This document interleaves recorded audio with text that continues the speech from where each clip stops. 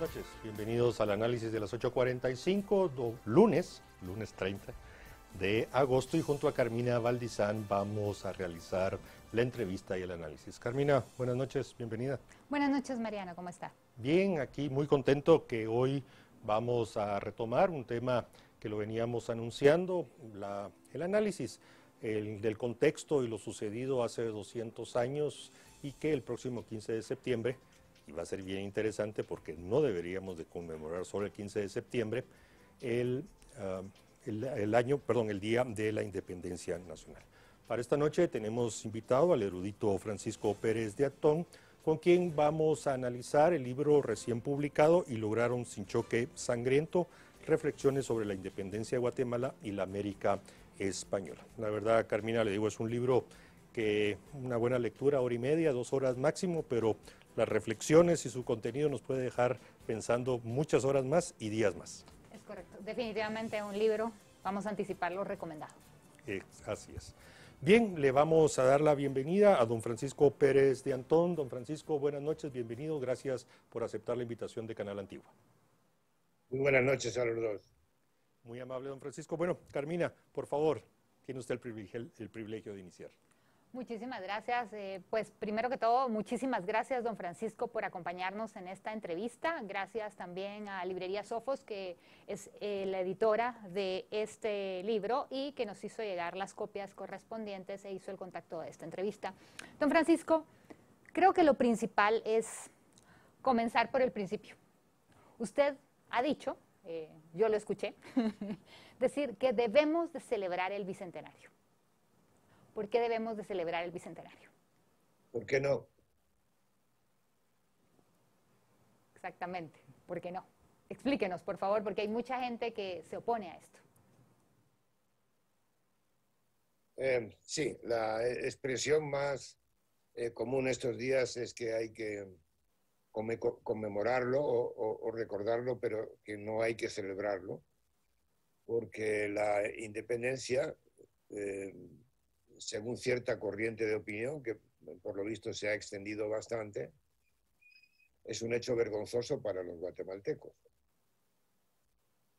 Ese es el motivo. Yo, por supuesto, no estoy de acuerdo con esa opinión, que es una opinión que, por cierto, no es única, ¿verdad?, sino que nace en los años 50 o los años 60 del siglo pasado y se prolonga hasta nuestros días. Pero antes de estas fechas, la independencia no solamente se conmemoraba, sino que se celebraba y se ha venido celebrando también hasta que se empezaron a suspender los festejos, ¿no?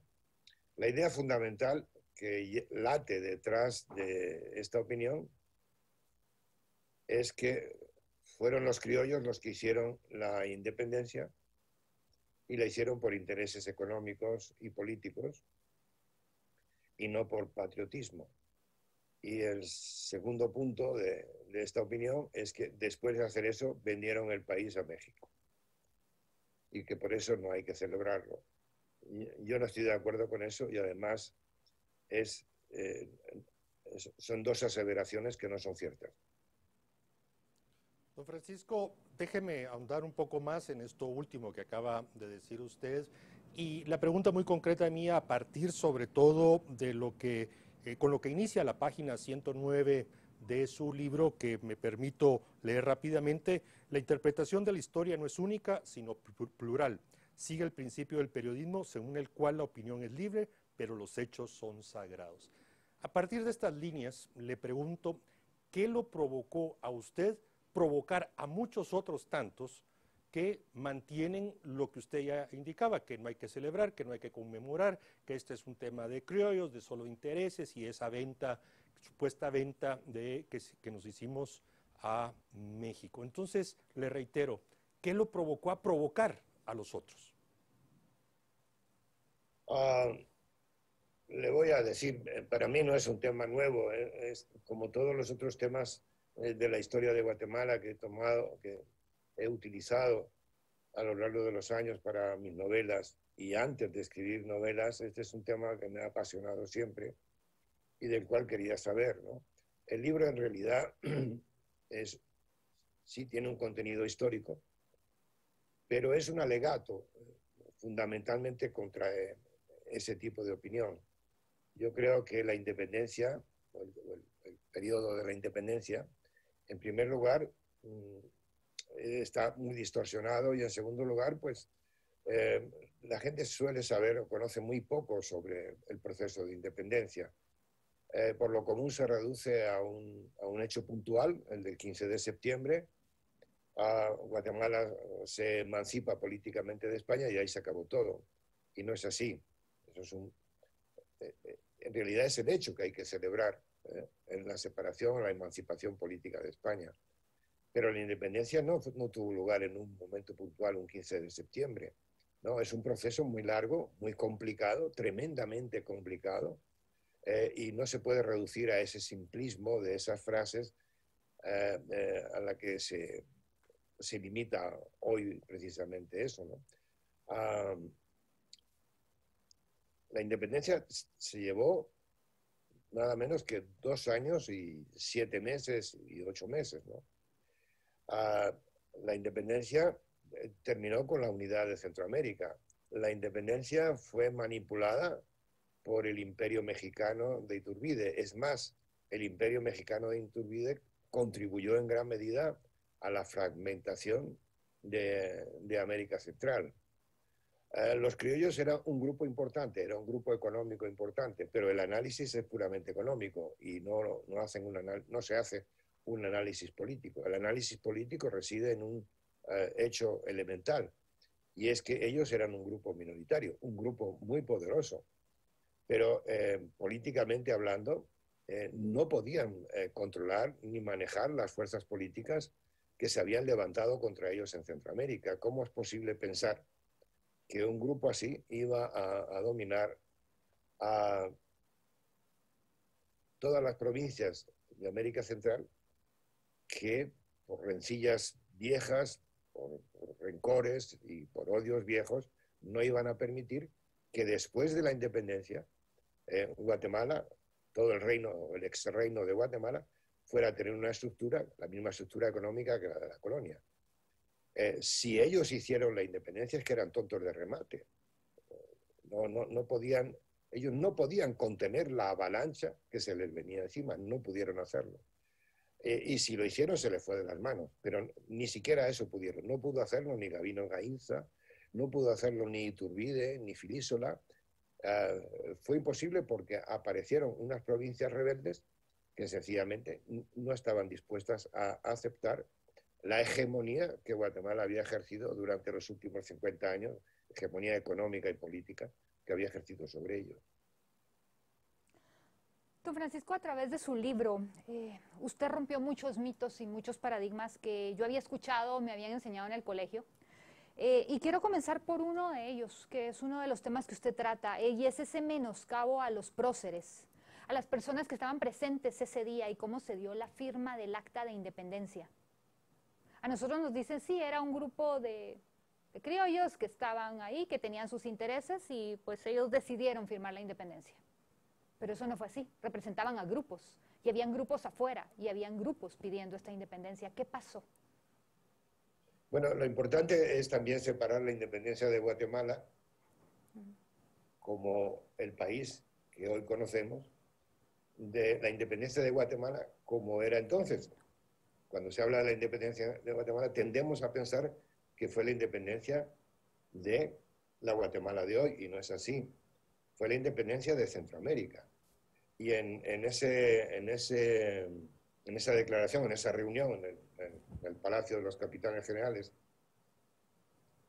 estaban presentes un organismo de reciente creación que se llamaba la Diputación Provincial. Y ahí estaban representados, había miembros de las provincias, de manera que ellos también declararon la independencia. Quiero decir con esto que cuando se habla de próceres hay que hablar también de los próceres de Centroamérica y no solamente de los próceres de Guatemala. Por otro lado, hay una serie de contradicciones ahí que nadie quiere explicar, por lo visto, ¿verdad? Gabino Gainza convocó a las fuerzas vivas de Guatemala, en las cuales estaban representadas, como digo, diputados de Centroamérica. Fueron 53 personas. La mayoría de ellos eran criollos, desde luego, pero también estaba la Iglesia, había 12 representantes de la Iglesia, estaba la Universidad de San Carlos, estaba también un grupo de criollos importante que era el Consulado de Comercio, estaban las autoridades militares y estaba la audiencia. Cuando se redacta el acta, sin embargo, ¿cuántos la firman? 13. Los otros 40 se echan para atrás. De manera que ahí hay una contradicción. Si los criollos habían promovido la independencia, ¿por qué no firmaron el acta? Esa es una cuestión. La otra es la siguiente, por la que digo que los criollos no hicieron, y subrayo la palabra hicieron, la independencia, y es la siguiente. Al grupo, lo suelen denominar despectivamente el clan Aycinena, querían una Guatemala monárquica, sujeta desde luego al poder imperial, porque de Agustín de Iturbide, que lo habían nombrado emperador. Ese era el modelo de Estado que querían desarrollar. Pero lo que finalmente refleja el acta de independencia es otra cosa.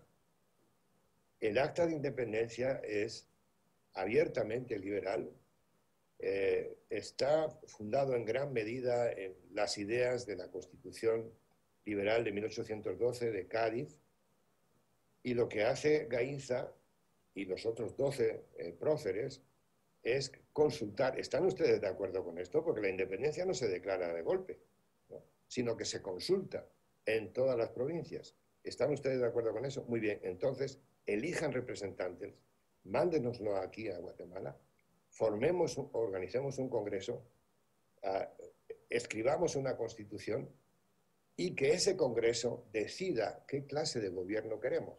Bueno, pues ese tipo de gobierno es todo lo opuesto de lo que proponían los criollos. De manera que tiene otra contradicción que no se quiere explicar, porque todo se quiere explicar por la vía de la economía y la ambición y los privilegios de los criollos. Yo no estoy ni simpatizo con ellos, para mí son lejanos y ajenos, pero esa afirmación no es correcta ni es cierta. Don Francisco, siguiendo con este tema de la declaración del acta misma, usted coloca ahí en una parte del libro de que Guatemala, similar a México, tenemos dos actas de independencia, la del 15 de septiembre de 1821 y la del 1 de julio de 1823. Cuando uno lee esto, como decía Carmina, pues explotan todas aquellas cosas que en algún momento se nos enseñó, y no solo en el colegio, sino también incluso en las universidades. Y adicional a eso, una muy breve explicación del por qué tenemos dos actas de independencia, la del 21 y la del 23. También usted indica que el acta de independencia es una declaración de un proceso de intenciones y objetivos enmarcados o sustentados en la Constitución de Cádiz de 1812. Si pudiera, por favor, ampliar un poco al respecto. Sí, lo cierto es que lo que propone Gaínza, voy a explicar una anécdota que tampoco se conoce mucho. El acta del 15 de septiembre de 1821 no se firma en el Palacio de los Capitanes Generales. Tampoco hay registro de la votación de las personas influyentes o de las fuerzas vivas, como yo les digo, que estaban presentes. Probablemente levantaron la mano y dijeron quiénes estaban de acuerdo. Hubo un debate. Gaínza proponía que se siguieran los pasos de México. Eso fue reprobado y por votación se declaró la independencia de España. Muy bien.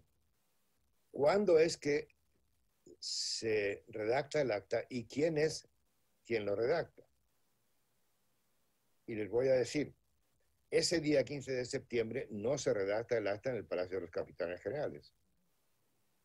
Y la persona que lo redacta es José Cecilio del Valle, que era conservador y que no había declarado ya que no quería la independencia porque era demasiado prematuro. La firma del acta tiene lugar al día siguiente y la tiene en casa de Gabino Gainza. Ahí es donde van a ir estos 13 a firmar el acta de independencia. Pero observen un detalle que también normalmente pasa inadvertido. José de Silo del Valle, que era conservador y que estaba del lado de los Aycinena, es quien redacta el acta, pero tampoco lo firma. Vean ustedes la contradicción, ¿eh? Lo que significa que quien dispuso la redacción final del acta era sencillamente Gabino Gainza. Él es una persona que ya lleva 40 años viviendo en América, ha combatido en América del Sur a los insurgentes, acaba de regresar de España porque Gainza, cuando toma el cargo de capitán general, es en marzo y acaba de venir de España y acaba de ver que la monarquía absoluta o el absolutismo de Fernando VII ya no tiene ningún futuro. El futuro es republicano. Y entonces él es el que, tengo la impresión, el que hace que la redacción del acta tenga ese sentimiento, ese pensamiento liberal por el cual el monarca desaparece como el gran poder de un país o de una nación y lo sustituye el gobierno representativo. De manera que Gainza lo que quiere hacer es una transición política del absolutismo al gobierno representativo. Es más, si ustedes releen el acta de independencia, se van a encontrar con que es una hoja de ruta. Realmente no es un documento patriótico. Lo único patriótico son el primer artículo y el segundo. Pero todo lo demás es una hoja de ruta de cómo hay que llevar a cabo el proceso de la transición política del absolutismo al gobierno representativo. Es más, 3 días después de la declaración de independencia, Gabino Gainza firma un manifiesto que hay que leerlo también. Es decir, es una convocatoria, vengan aquí los representantes, incluso tiene detalles como el número de personas por diputado, etcétera, ¿no?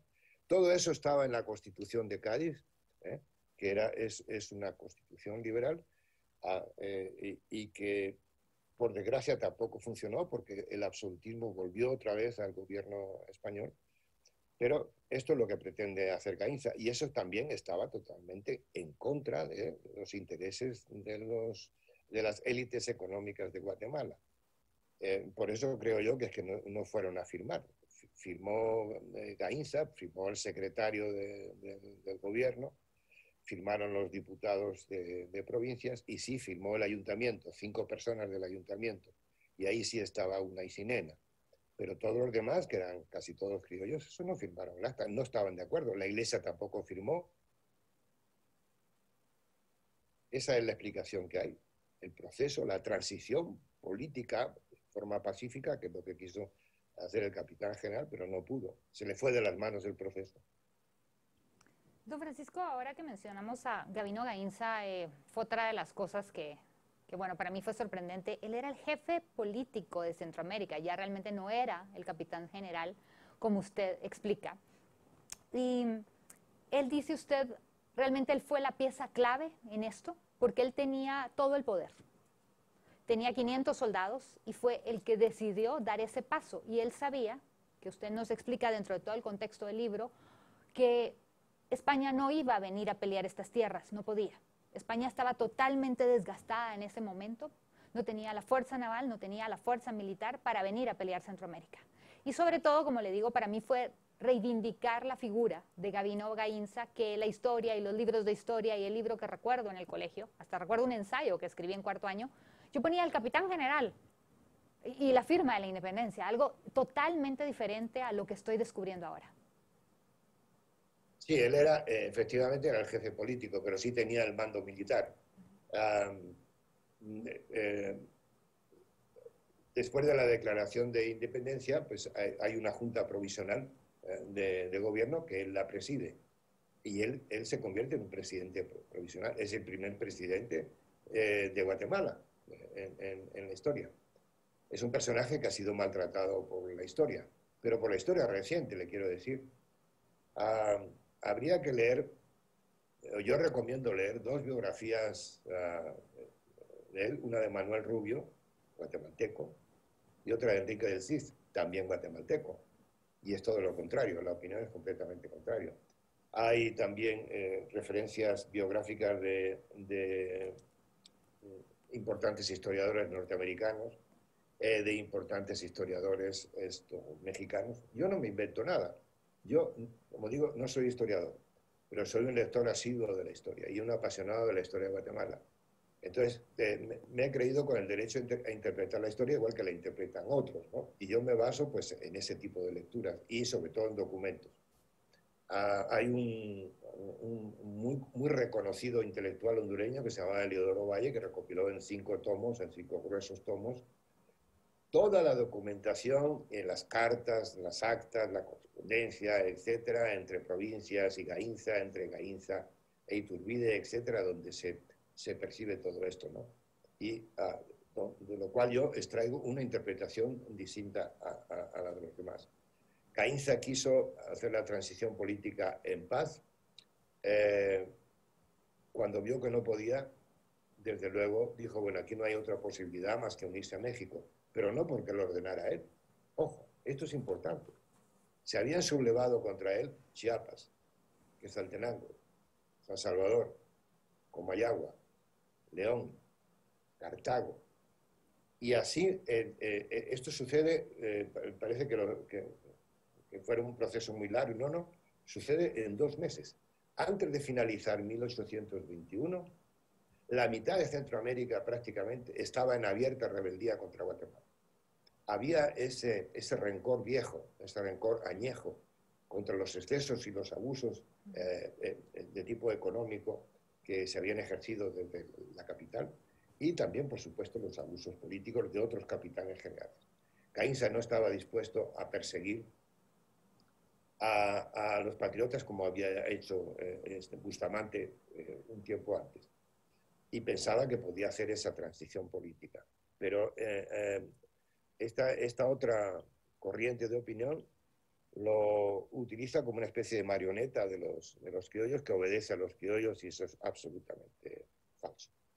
Él era el mandamás, era el que últimamente decidía y que últimamente decidió el tipo de declaración de independencia que iba a hacer. No fue el plan pacífico del que se habla que tenían en los criollos, fue el plan que él dispuso llevar a cabo. Don Francisco, durante la entrevista ha mencionado 3 veces transición política y después de la lectura de su ensayo, aparentemente, al menos es mi criterio, es lo que sustenta, que está en la base del por qué el caso centroamericano es tan diferente al de América del Sur, al de México, donde hubo guerras fratricidas, guerra civil, conflicto, en fin, pero que, y terminó diciendo, y esa famosa frase, y lograron sin choque sangriento. ¿Interpreto correctamente o usted nos puede explicar la importancia de que lo que detonó Gabino Gainza y ese grupo de esa transición política? Nada que agregar, lo ha dicho perfectamente. Pero no solo fue Gabino Gainza. Una vez que las provincias deciden anexionarse a México, porque eso también se hace por una votación, Gabino Gainza no impone la anexión del territorio centroamericano a México, no la impone, sino que la consulta.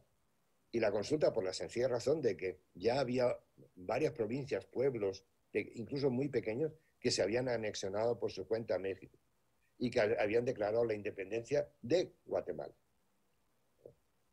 De manera que efectivamente ahí está el talento político, por supuesto, de mucha gente, no solamente de Gainza, ¿no? Sino de aquellas otras personas que consideraban que la independencia, que debían evitar el derramamiento de sangre. Pero hay otro personaje que también, al que tampoco se le ha reconocido mérito alguno, y es Filipe Solá. Una vez que Centroamérica se ha anexionado a México, aunque no hubiera sido una anexión unánime porque El Salvador y otras provincias decidieron no anexionarse, una vez hecho eso, pues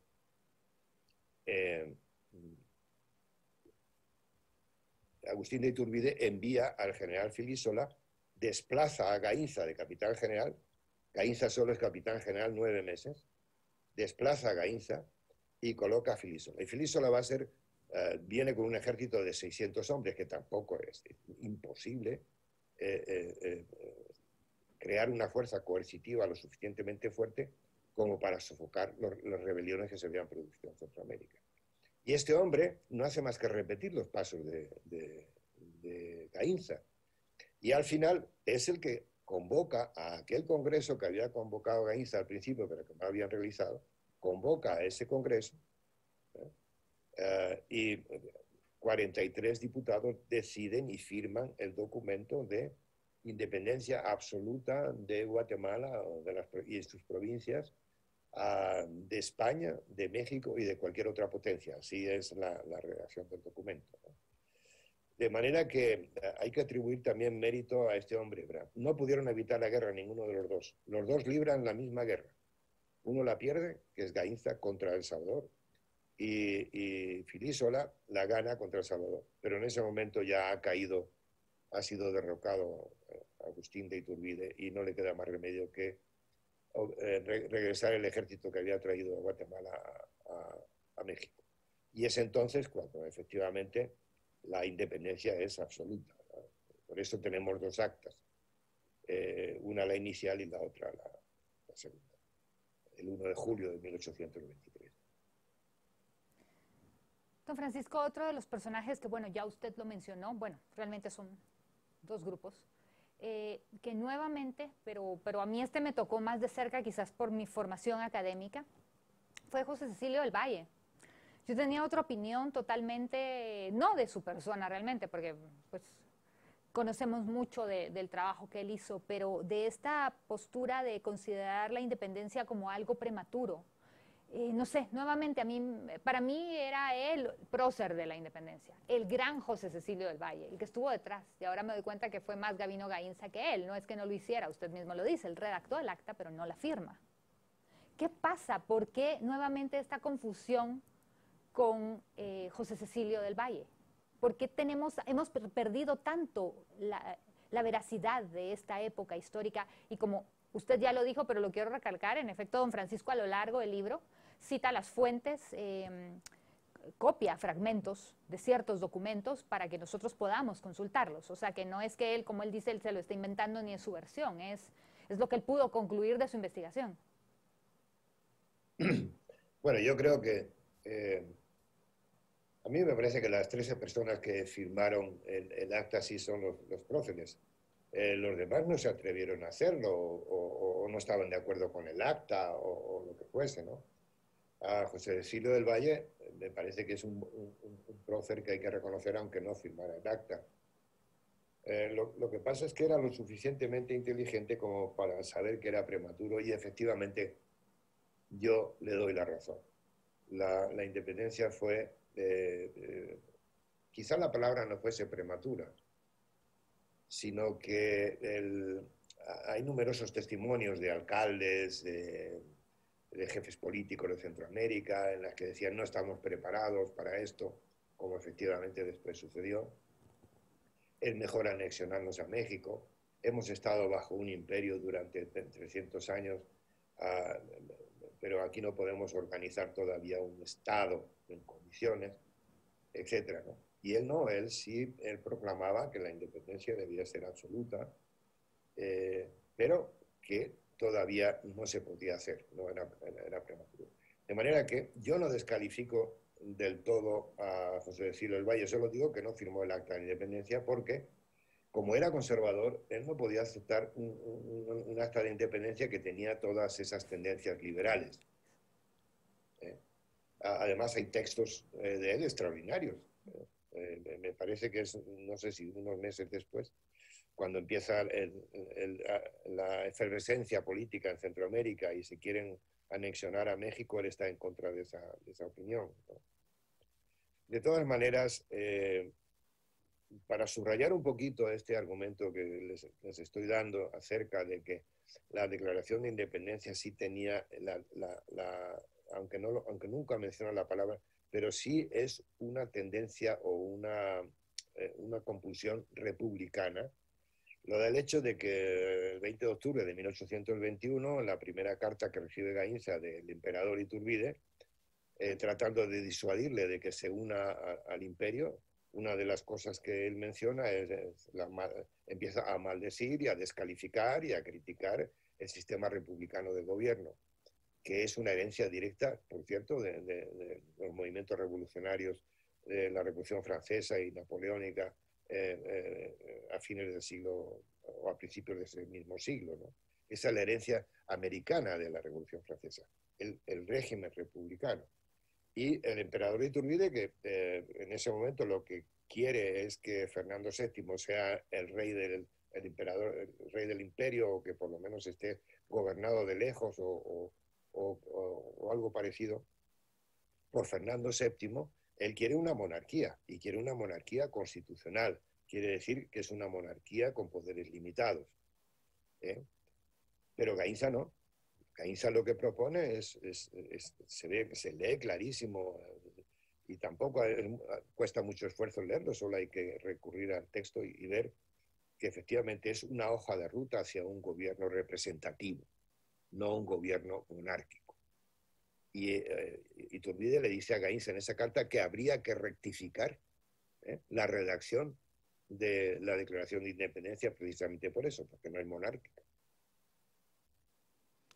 Don Francisco, retomando el orden con que usted presenta su ensayo, casi desde el inicio pues se presenta que una de las teorías que sustenta los procesos independentistas fue ese conflicto que se venía gestando después de varios siglos de colonia entre los criollos y los peninsulares. O sea, usted escribe muy bien, sucinto, pero muy bien, muy claro, pues los vejámenes que sufrían los criollos, las faltas de oportunidades que se les brindaba, cómo los peninsulares pues abarcaban todo, no solo el monopolio del comercio, sus decisiones políticas, las económicas, ese plan borbónico, usted lo ejemplifica muy bien, pero de repente uno ve el caso de Centroamérica y usted mismo inicia diciendo, bueno, probablemente en algún momento también esos conflictos pudieron sustentar ese proceso de independencia.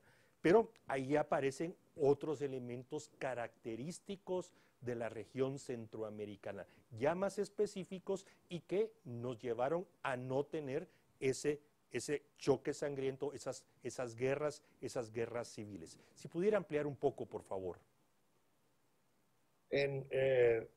Cuando se produce ya el movimiento, los primeros movimientos de independencia, como lo que tiene lugar en Nicaragua, en El Salvador o en Guatemala, los cargos, en realidad los cargos de la Capitanía General o del antiguo reino de Guatemala, no sé cómo denominarlo porque ya no tenían ninguno de esos dos nombres, por eso caemos en el defecto de decir Capitanía o Reino de Guatemala. La mayoría de los cargos de la administración y del ejército estaban en manos de guatemaltecos. Es un caso también en el que efectivamente había tensiones anteriormente, las había habido en Antigua. Pero acuérdense de que la ciudad aquí está en reconstrucción, ¿verdad? Y no había suficiente representación de españoles peninsulares en el poder. Es cierto que en la firma del Acta de Independencia hay 3 españoles, 3 peninsulares, quiero decir, ¿no? Pero cuando ustedes examinan a las 53 personas que están ahí representadas, de la Audiencia, de la Diputación Provincial, la Universidad de San Carlos, ahí hay muy pocos españoles peninsulares, la inmensa mayoría son nacidos en Guatemala, naturalmente de familias de origen español. De manera que quizá, llegado este momento, las tensiones entre españoles de la península y españoles americanos es menor. Sí había intereses. Las familias, lógicamente, son de origen español y tienen sus intereses. Esos son los criollos. 186 familias o algo así. Los apellidos más importantes que ustedes conocen de Guatemala, pues estaban ahí. Y se dividen también, los propios criollos están divididos en dos, no se puede hablar de un solo grupo, no se puede hablar de solo criollos, hay criollos liberales y hay criollos conservadores, ¿no? Hay criollos que están a favor de la Iglesia y hay criollos que no están a favor de la Iglesia. Pero en general yo diría que en 1821 no existían esas tensiones como las que existían, por ejemplo, en México o las que habían existido en Venezuela o en Lima. Acuérdense que 1821 es el año en el que se independiza también el reino de Nueva Granada, o la gran, ¿cómo se llamará entonces? La Gran Colombia de Bolívar. Bolívar derrota en 1821 en Carabobo a las tropas realistas y ahí se termina. Y San Martín entra en 1821 también en Lima. Todo eso ha costado mucha sangre, pero es que allí era mucho más marcada, creo yo, está mucho más marcado el conflicto entre españoles de la península y españoles de América. Acuérdense también de otra cosa. Guatemala, el reino de Guatemala eran 500.000 kilómetros cuadrados y había apenas 1 millón, poco más de 1 millón de habitantes, ¿no? De manera que todos se conocían y no había ese tipo de tensiones ni de conflicto. También creo que, perdón, las ideas de la Ilustración estaban solo en un grupo muy pequeño de personas, ¿no? Y no llegaba la sangre al río. También creo que el talento político de ambos grupos, así como del capitán general, contribuyó muchísimo a que no hubiese derramamiento de sangre. Y este hecho me parece a mí que es el que hay que destacar. Diré más, si yo digo, o sugiero por lo menos, o sustento que la independencia hay que celebrarla, es porque tuvo lugar en un momento muy especial en el que todos se pusieron de acuerdo. Ese es el talento político para llegar a acuerdos. Todos se pusieron de acuerdo en que se declarara la independencia. Se pusieron de acuerdo otra vez en 1823, el 1 de julio, cuando dijeron, aquel ya era un congreso liberal, no era tan conservador como los grupos del 15 de septiembre de 1821. También se pusieron de acuerdo. Y evitaron, hasta donde se pudo, durante esos 2 años y medio, el derramamiento de sangre. Por desgracia, pocos años después, 1825-26, estalla la guerra civil y ahí es donde se desmorona todo y todo se destroza, porque la guerra que no había habido antes va a tener lugar después. Don Francisco, con relación a ese derramamiento de sangre, hay gente que dice que pues, no hubo independencia precisamente porque faltó esa guerra civil que se dio en el sur, en los otros países. ¿Qué le responde usted a estas personas luego de haber trabajado esto y compartirnos a nosotros toda esta historia desconocida, por lo menos para mí hasta ahora? Yo no veo la relación causa-efecto en esa afirmación. Decir que aquí no hubo derramamiento de sangre porque la hubo en el sur, sí entiendo bien. ¿Es así, Carmina? Sí, porque la gente lo dice. Hay gente que dice, no, es que no valió la pena la independencia porque estos criollitos se pusieron de acuerdo y fue negocio entre ellos y no sé por qué. O sea, estamos hablando de que en vez de exaltar esta firma pacífica, esta independencia pacífica que realmente es maravilloso, hay gente que todavía quisiera que regresara en el tiempo y que se hubieran matado entre ellos como sucedió en otros países.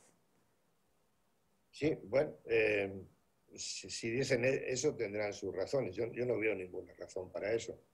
Yo lo que pienso es que las élites de Guatemala, tanto económicas como políticas, españoles de la península y españoles de Guatemala, estaban mirando hacia México. Esto sí es importante, no estaban mirando hacia el sur. El sur, bueno, pues sí, es importante, pero estaba lejísimo y esas guerras no les atañían a ellos en absoluto. Lo que sí les atañía era el proceso de independencia de México. Entonces, estamos en 1821, estamos hablando de 1821. Muy bien, en 1810 se había levantado el cura Hidalgo y después el cura Morelos. Esa rebelión fue sofocada. Pero a partir de 1810, entre 1810 y 1821, hay una insurrección a la cual miembros son denominados insurgentes. Y ese nombre de esa larguísima avenida de la Ciudad de México. Insurgentes. Están en el sur. Los maneja Vicente Guerrero, ¿no? Y se pasan 10 años destruyendo la economía, las minas, matándose unos a otros. Es una guerra sangrienta. bien sangrienta. Hasta que finalmente aparece este coronel que se llama Agustín de Iturbide, se pone de acuerdo con este otro Vicente Guerrero, y reunidos en la pequeña ciudad de Iguala, deciden dar fin a la guerra de independencia y declarar la independencia de México, que nunca la declaran, porque no lo llaman México. Esa es otra historia, lo llaman la América septentrional o el septentrión, ahí donde empiezan los afanes imperiales. Muy bien. ¿Qué es lo que pasa en Guatemala mientras tanto? Guatemala está observando cómo discurre esa guerra y cómo va a terminar entre los realistas, los que están a favor del rey Fernando VII, y los insurgentes. En ese momento, que es el 24 de febrero de 1821, entonces es cuando empieza la efervescencia en Centroamérica, porque dice, bueno, si México se ha declarado independiente de España, eso quiere decir que nosotros aquí ya en España ya no pinta nada con nosotros. España no va a venir tampoco a reconquistar México, y de hecho no llega a reconquistarla. Y el veintitantos de agosto, 20 o 21 de agosto del mismo año, 1821, ocurre algo peor todavía. Y es que finalmente estas tropas de insurgentes mexicanos unidas sacan al virrey Apodaca de México y lo expulsan. México se queda sin virrey. Ahora sí es el momento. Ahora, ¿y quién va a venir ahora a ayudarnos? Esa es la pregunta que se hacen los patriotas guatemaltecos, ¿verdad? Ahí es donde empieza realmente, empiezan a tomar decisiones por su cuenta. Bueno, pues nos vamos a quedar con Guatemala o vamos a ser nosotros independientes, y empieza esa efervescencia que ante la avalancha de declaraciones de independencia de Guatemala, no solamente de España, sino de Guatemala, es que no queda más remedio que declarar la independencia. De manera que al fervor patriótico se une la necesidad y se hace de la necesidad virtud. México se convierte en imperio. Guatemala está en medio está en el istmo entre el norte y el sur. Y ahí empieza ese sentimiento de mezcla de patriotismo y de desamparo entre los patriotas. Es decir, muy bien, ya somos independientes, es un argumento que exhibo en el libro. ¿Y ahora qué? ¿Cómo defendemos el territorio? ¿Cómo defendemos la independencia? ¿De dónde vamos a sacar los recursos para hacer un ejército y poder hacer respetar nuestras fronteras? Etcétera, etcétera, etcétera. Es larguísimo y complejísimo el proceso, y es bastante difícil, a no ser que introduzcas en sus mentes lo que pasaba por ellos en esos momentos terribles. Don Francisco, hay varios grupos que participan en este proceso que usted nos ha relatado, y que la verdad en la lectura del ensayo uno encuentra muchísima información plenamente documentada. Evidentemente en lo personal me hubiera gustado leer un poco más de la función de ese pequeño ejército de los militares que participaron en todo esto. Usted menciona el tema de algunos comerciantes, etcétera, pero yo quisiera preguntarle sobre el interés y la función que cumplió la Iglesia Católica en este proceso, porque me llamó la atención cuando usted nos indica que el arzobispo de Guatemala, Ramón Cazús y Torres, 7 días antes del 15 de septiembre, temiendo lo peor, se declara en contra del proceso. Pero después de la firma, después de todo lo que usted ya nos ha comentado, pues cambia de posición y empieza a exaltar ese hecho histórico. En fin, ¿qué papel jugó la Iglesia Católica? Y tal vez estoy extendiéndome demasiado, pero ahora tal vez entiendo un poco más un artículo recientemente publicado por usted en un matutino dominical sobre precisamente los sacerdotes y clérigos en nuestra historia. Bueno, pues usted casi lo ha dicho, y está en el libro, ¿verdad? La posición de la Iglesia fue negativa. No quería la independencia. Y le voy a decir por qué. Un año antes de 1821, hay una especie de casi golpe de Estado contra el rey en España. Hay 4 generales, de los cuales destaca uno, se llama el general Riego, que restauran la Constitución Liberal de Cádiz de 1812 y obligan al rey a firmarla y a obedecerla. Pero al mismo tiempo empiezan a tomar toda una serie de decisiones anticlericales. Empiezan a quitarle las propiedades a la iglesia, estaban bajo régimen que se llaman de manos muertas, o enfiteusis, que es una forma de explotación de la tierra, y por considerarlo que la iglesia estaba retrasando el progreso económico. Ante esas noticias que vienen de España, la iglesia, ¿qué es lo que dice? No, ni hablar.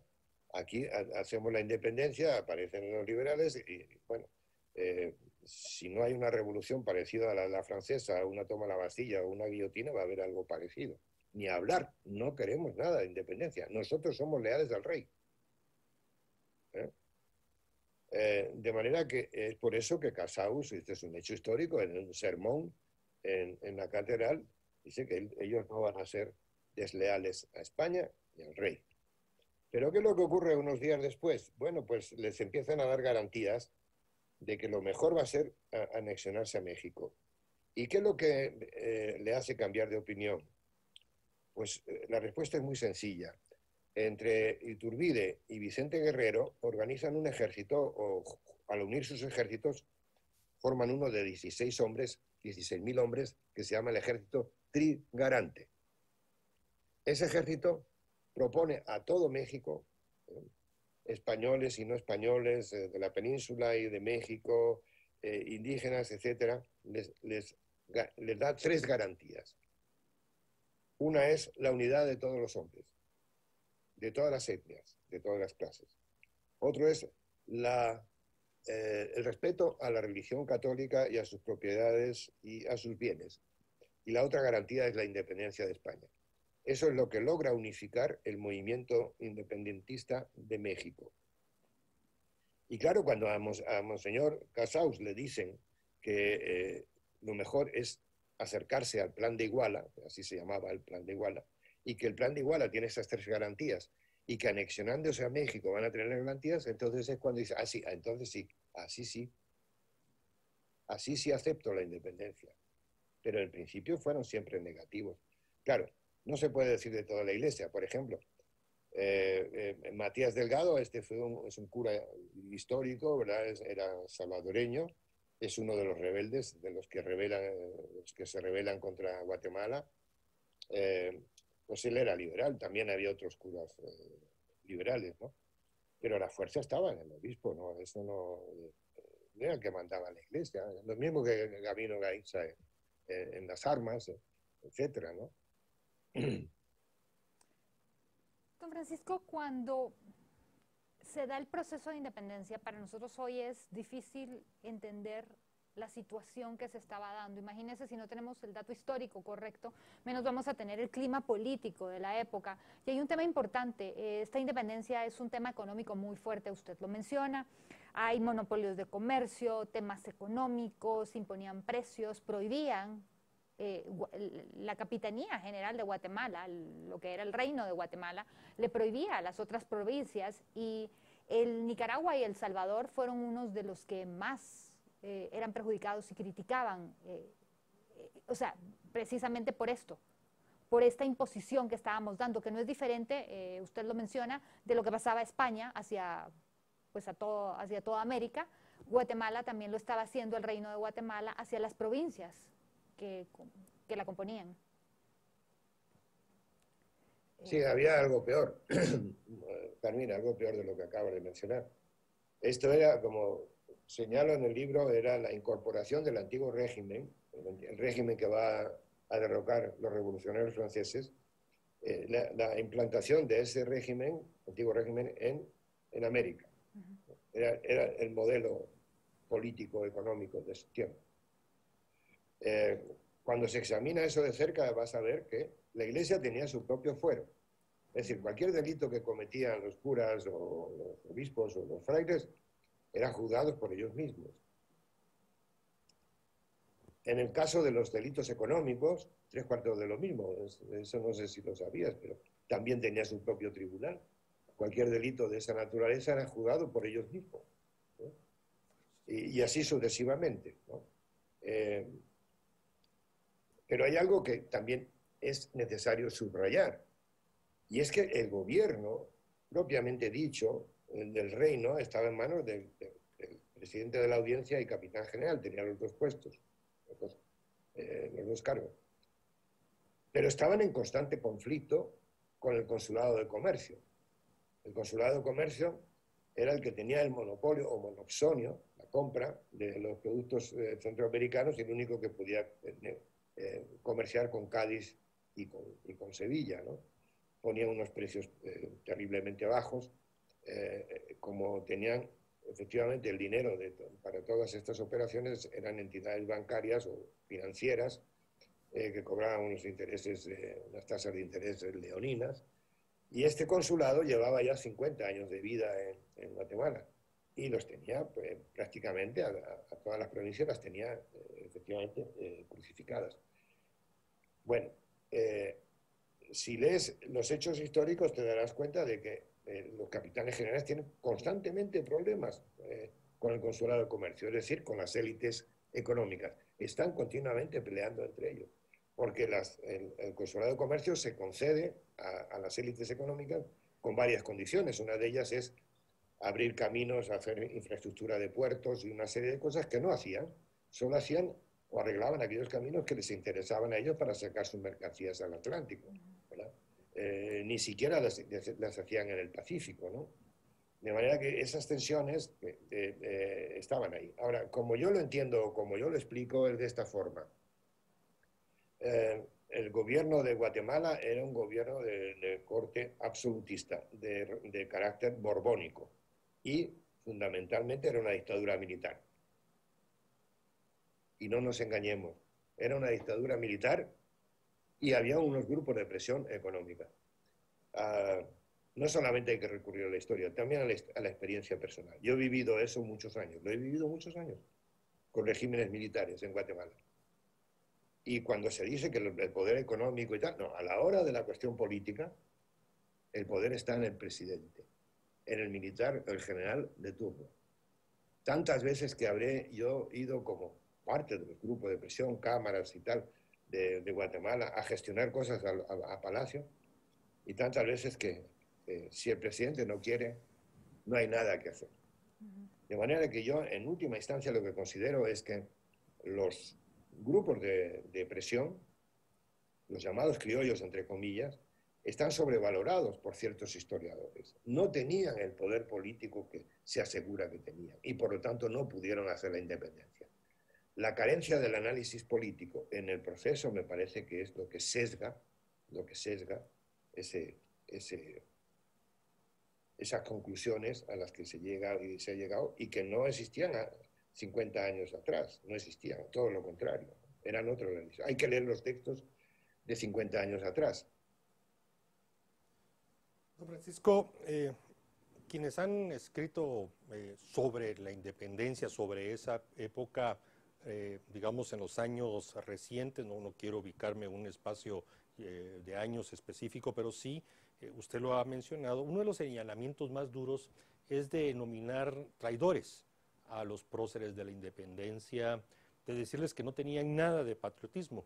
Pero usted ejemplifica, y eso a mí me llamó la atención porque la verdad yo no lo conocía, de que, por ejemplo, en algunos casos, algunas provincias, El Salvador, si mal no recuerdo, usted menciona que se declara independiente y pide anexarse a los Estados Unidos, o el caso de Haití, de Cuba, o de algunas partes de México. ¿Cómo atajamos ese señalamiento infundado de que los próceres no fueron traidores, o sea, no lo fueron, por el contrario, fueron muy patrióticos? Del lado de la traición es sencillamente la anexión a México lo que se considera una traición.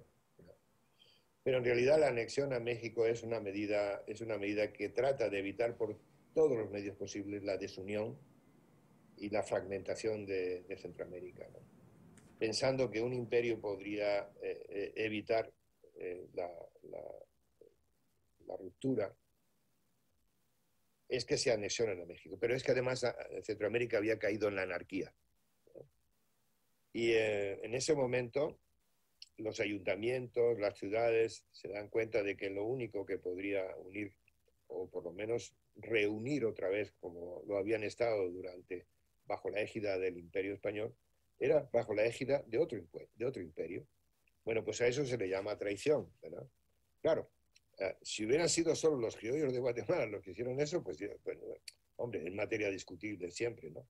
Pero la verdad es que lo que hace Gaínza es que solicita a 200, creo que son 12 o 214 ayuntamientos entre las provincias, que envíen su voto o sus representantes para votar si se anexionan o no se anexionan a México. Y dan como fecha al tope el 2 de enero de 1822. Y la respuesta es abrumadoramente a favor de la anexión. Y si a eso consideran ustedes, por ejemplo, que Chiapas ya se había anexionado. Chiapas era Guatemala, no era México. Era Chiapas, era Guatemala. Se había anexionado. Todo esto, como repito, en 2 meses y medio. Chiapas se había anexionado. ¿Cómo se llama? Quetzaltenango se había anexionado. Antigua, Suchitepeques, Sololá, San Salvador, etc. Todas esas ciudades que he mencionado antes, Gabino Gaínza echa cuentas y dice, bueno, pues esto va a ser muy fácil, ¿no?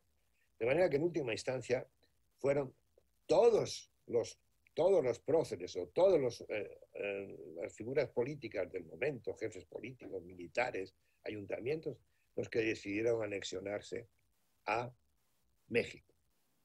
Y sus razones las tenían y eran bien importantes, son largas de contar, pero las razones las tenían. ¿Cómo es eso de focalizar la traición o la presunta traición? Sí que se puede llamar traición a eso. Pero en el grupo de las élites económicas de Guatemala. A mí me parece que eso es totalmente incorrecto, ¿no? Eso es utilizar la historia como instrumento político, ¿verdad? Hay una frase de George Orwell, este escritor del cual probablemente has oído hablar. Es el autor de 1984 y de Animal Farm, del siglo pasado. Él decía, quien tiene en su mano la historia controla el presente y controla el futuro. ¿Se dan cuenta del filo que tiene esa frase desde el punto de vista político, desde el punto de vista revolucionario? Bueno, pues esto es lo que ha venido sucediendo, dicho así, mal y pronto y rápido. Pues don Francisco, no nos resta más que haberle agradecido su tiempo, haber estado a esta hora que ya es tarde con nosotros. De verdad que nos quedamos cortos, hubiéramos querido seguir conversando porque todavía falta toda la parte de 1823, pero le agradecemos que haya estado con nosotros en Canal Antigua, iniciando esta serie de entrevistas que queremos tener, porque definitivamente, le tomo la palabra, hay que celebrar el Bicentenario y les recomendamos leer el libro, es un libro maravilloso, de verdad. Les va a cambiar muchas de los paradigmas que tenemos, que nos han enseñado y que no necesariamente son correctos. Por favor, léanlo. Muchas gracias, don Francisco, y muy feliz noche a ustedes. Gracias por habernos acompañado en Canal Antigua. Mariano. Gracias, don Francisco. Buenas noches.